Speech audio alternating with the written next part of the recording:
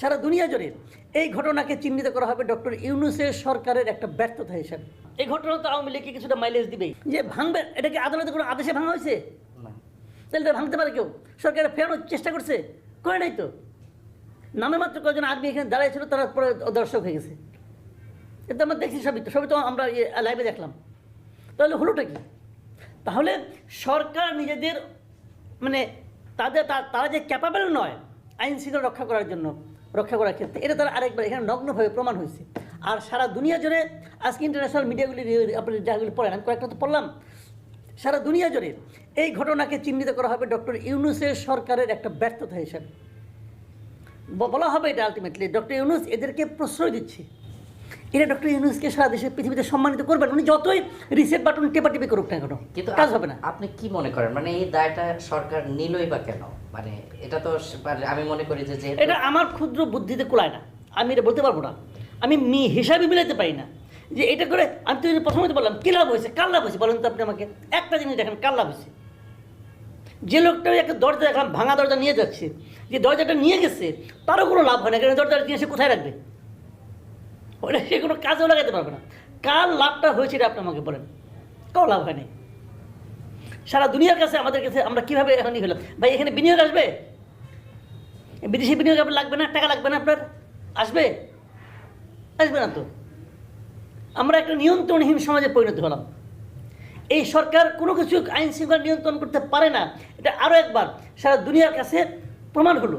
পাবলিকের রোষ ওনার বিরুদ্ধে ছিল, উনি সকল ক্ষেত্রে উনি মানুষকে কষ্ট দিয়েছেন, মানুষকে পেইন দিয়েছেন। তো মানুষ তার উপর ক্ষুব্ধ ছিল, পালিয়ে গেছেন। 6 মাস পরে উনি আনুষ্ঠানিকভাবে একটা প্ল্যাটফর্মে কথা বলছেন। বেসিক্যালি উনি দেশের মানুষকে লক্ষ্য করে বলছেন, উনি ছাত্র থেকে দেশের মানুষকে লক্ষ্য করে বলছেন। তো আমি কিন্তু খুব আশায় ছিলাম যে এখানে উনি আত্ম উপলব্ধিটা ওনার হবে এবং উনি স্বীকার করবেন ওনার অপরাধগুলো এবং মানুষের কাছে ক্ষমা চাইবেন। ক্ষমা চাইলেই যে ক্ষমা হয়ে যায় তা কিন্তু না, কিন্তু উনি ক্ষমা চাইবেন মিনিমাম, আমি এটা আশা করেছিলাম। ওনার ক্ষমা চাওয়াটা উচিত ছিল, কেবল ওনার জন্য না। এই দেশে আওয়ামী লীগের বহুত নেতাকর্মী আছে, প্রত্যন্ত অঞ্চলে আছে, তৃণমূলে আছে, কিন্তু তারা কিন্তু এই 6 মাসে মানুষের সঙ্গে অনেকটা কিন্তু ধীরে ধীরে মিশে যাচ্ছিল। তাদেরও তো একটা জীবনযাপন আছে। আপনার কোটি কোটি মানুষকে তো স্বাভাবিক জীবনযাপনে বাইরে রাখতে পারবেন না, তাহলে তো ভাই দেশ উন্নত হবে না। আপনি প্রতিশোধ নিতে পারবেন, কিন্তু দেশ তো সামনে থেকে অগ্রসর হবে না। কাজে সে লোকগুলি কিন্তু মিশে যাচ্ছিল এবং তারা নর্মাল অবস্থায় আসছিল। তো আমি ভাবছিলাম যে এটাকে আরও বেগবান করার জন্য উনি হয়তো নিজে এই দেশের মানুষগুলির কথা, ওনাদের নেতাকর্মীদের কথা ভেবে উনি মানুষের কাছে ক্ষমা চাইবেন। ওনার এমনও হতে পারতো যে ওনার বলতেন যে আমি সভাপতি পদত্যাগ করছি, আওয়ামী লীগ নতুনভাবে গড়ে উঠুক, এই ধরনের কথা উনি বলবেন।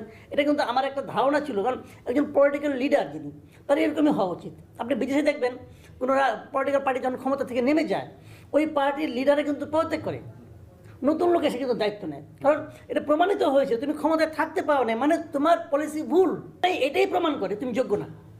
তার এই ভদ্রমহিলা উনি পারেন নাই, ওনার পুরো দল এখান থেকে চলে যেতে বাধ্য হয়েছে, ওনার মন্ত্রিসভা দেশ থেকে পালাইছে। মানে কত অপরাধ এদের, এবং অপরাধের জন্য প্রত্যেকটা লোক নিজে জানে কে কী অপরাধ করছে, তারা তো নিজেরা জানে, তারা পালাইছে। সেই জায়গায় কিন্তু আমি ভেবেছিলাম উনি এটা বলবেন। তো উনি কী করলেন? উনি সারাক্ষণ সেই একই রেকর্ড বাজাইলেন। উনি কি করছেন? এই দেশের মানুষ কত গরিব ছিল, উনি তাদের ঘর দিয়েছেন, সিমি পাকা বাড়ি দিয়েছেন, মানুষের হাতে টাকা দিয়েছেন, কত কিছু যদি করছেন। আরে ভাই একটা কথা বুঝবেন, বলেন আপনি আমাকে, উনি যদি এগুলো করে থাকেন কার জন্য করছেন? এই দেশের লোকের জন্য করছেন, তাহলে এটা বলার দরকার কি? তো দেশের লোক তো জানে উনি কী করছেন, বারবার বলার দরকারটা কি? বলা মানে কি? উনি নিজেও শিওর এটা হয় নাই, উনি নিজেও শিওর যে টাকাগুলি চুরি করছেন।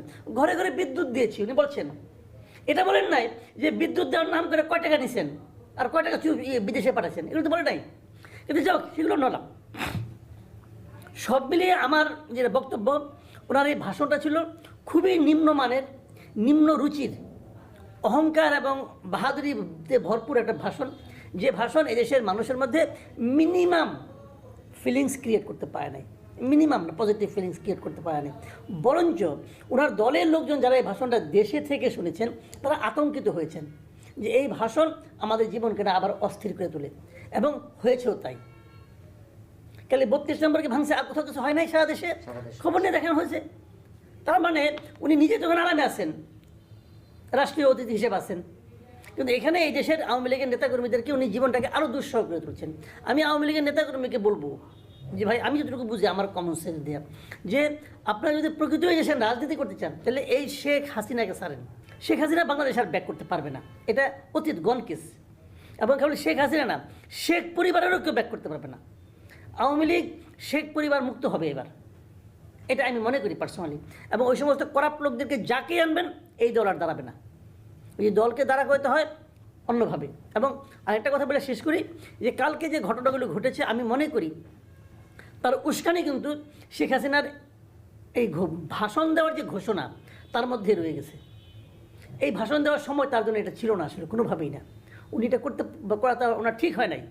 উনি যদি আসলেই দেশকে ভালোবাসতেন, উনি যদি আসলেই দেশের জন্য কিছুটা মানে ভালো চাইতেন, তাহলে এই ধরনের সকালে না আগের দিনই বুঝে দেখলাম, আমি নিজেও দেখেছি সোশ্যাল মিডিয়া, এই যে ধানমন্ডি 32 উপলক্ষে বুলডোজার মিছিল সে সকালে দিয়েছে ওরা, আর রাত 9টায় কমন হয়েছে পালিত হবে বুলডোজারের ছবি টবি। আচ্ছা, বুলডোজার জিনিসটা কি?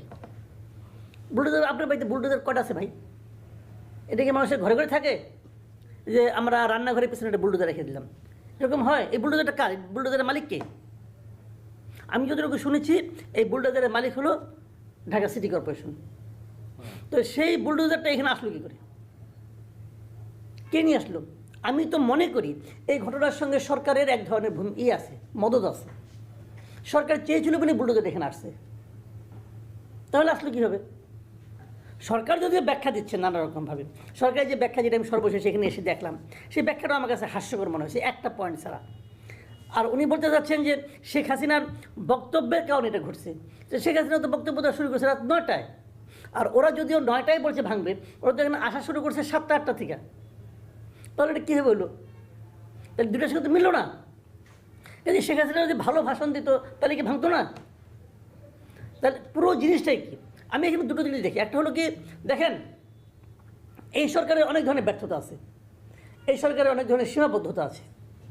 এই সরকারের যে ব্যর্থতাটা খুবই বড় ইদানিং ধরা পড়েছে, সেটা হলো ওই আহত ছাত্রদেরকে তারা চিকিৎসা করতে পারছে না, জিনিসপত্রের দাম তারা কমাতে পারছে না, মানুষের অর্থনৈতিক অবস্থাকে ভালো করতে পারছে না। এগুলো তো একটা বাস্তবতা।